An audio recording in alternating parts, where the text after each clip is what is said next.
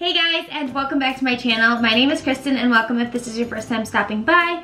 If it is your first time, feel free to subscribe down below. I make videos about beauty, lifestyle, and Disney, so I just kind of throw that into the mix.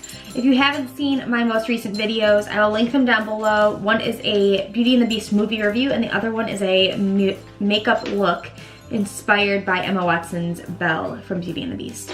So I will link those down below if you want to check those out. If you hear noises of jingling, that is my dog in the background. I don't know what she's looking for, but she's been searching under this bed and there's nothing there, so I don't know. Anyway, so today's video is going to be focused around Disney planning. I mentioned a while back that I was going to do a series of videos that talked about Disney and how I kind of navigate planning with Disney and any tips or advice that I have. So I am going to do it as a series of videos, and today's video is going to be specifically focused on planning for hotels, the pre-Disney planning rather than the planning when you're actually there, if that makes any sense.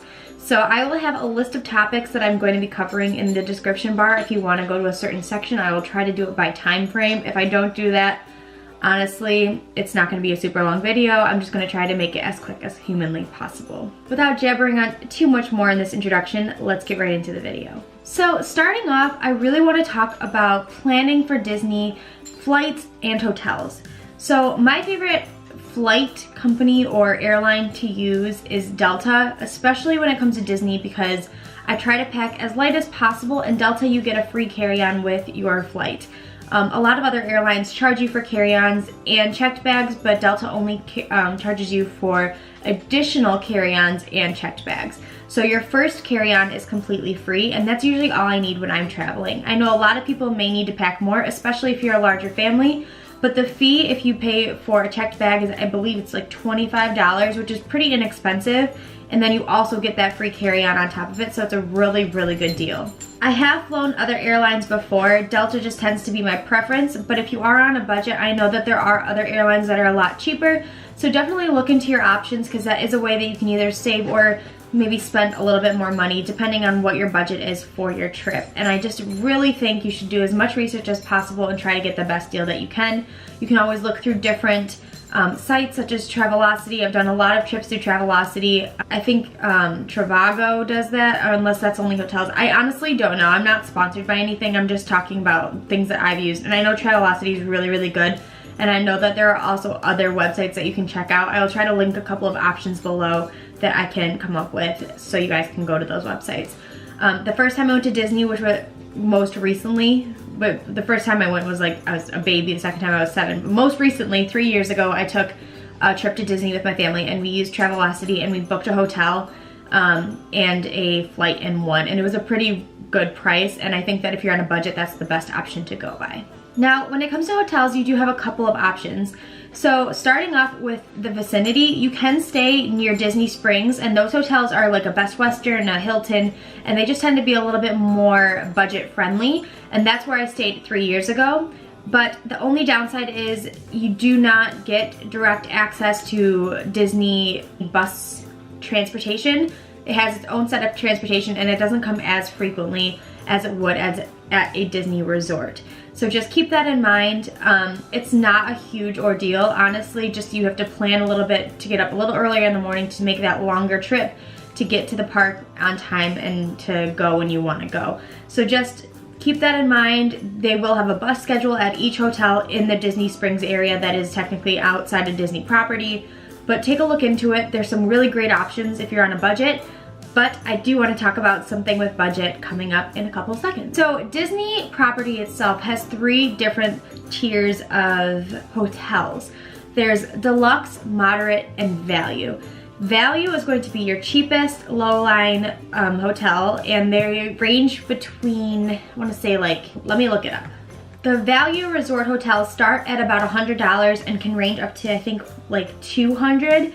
And then from there, the moderate can go from $200 to $350, and then you can even go higher than that. And there might be a little bit of discretion within each of those that I'm not completely positive on, but the general idea is that it starts at $100 for value resorts, and that for larger families, if you need to book more than one room, or if you need to do suites, those are the kind of resorts that I would recommend because they tend to be a little bit more budget friendly and you can get the same experience that you can at a higher end or deluxe resort at Disney. Now, I've stayed at a moderate resort.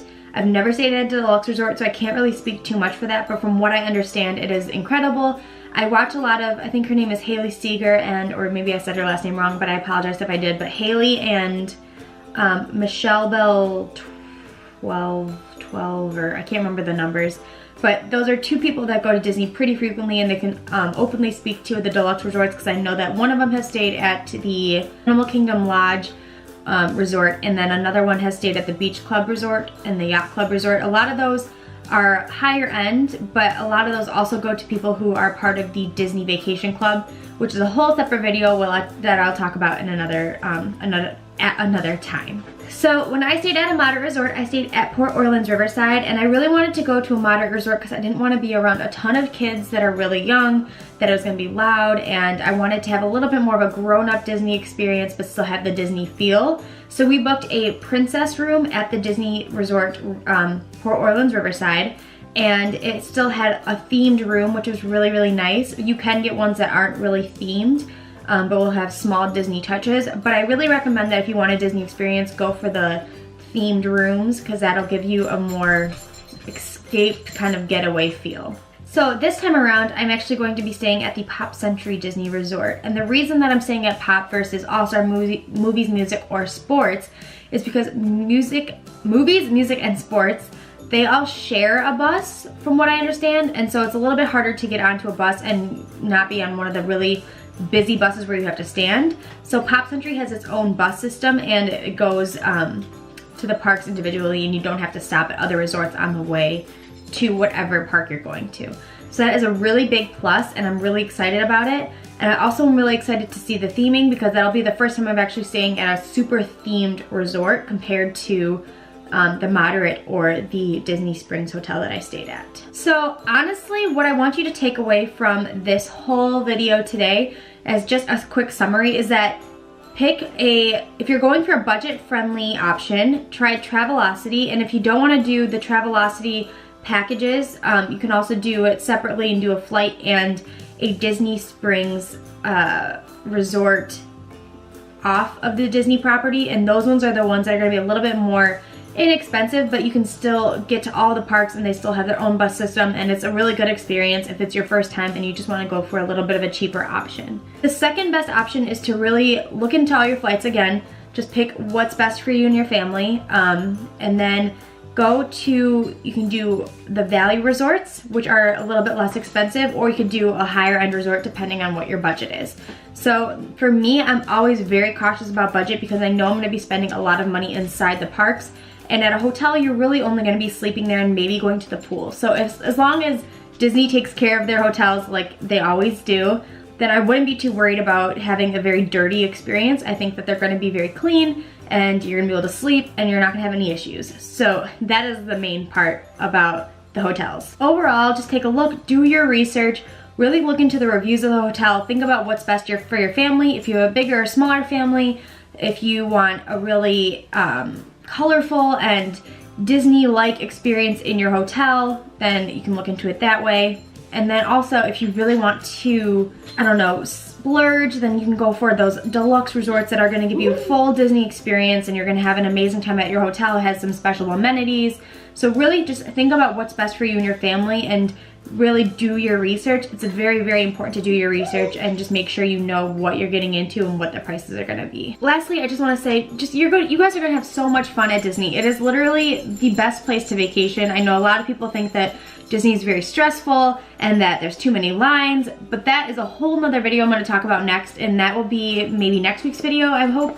And I'll talk all about how you can really get the full experience and not have to waste so much time standing in line and getting frustrated and getting hot and getting uncomfortable. There are so many tips that I have for you guys in regards to that, so stay tuned for next week's video. And if you guys have any questions or comments, just leave them down below. I always respond to comments, and if you want to stick around and watch more of these videos, I will have my channel link down below, or you can just hit the subscribe button right on the bottom of the screen or underneath the screen.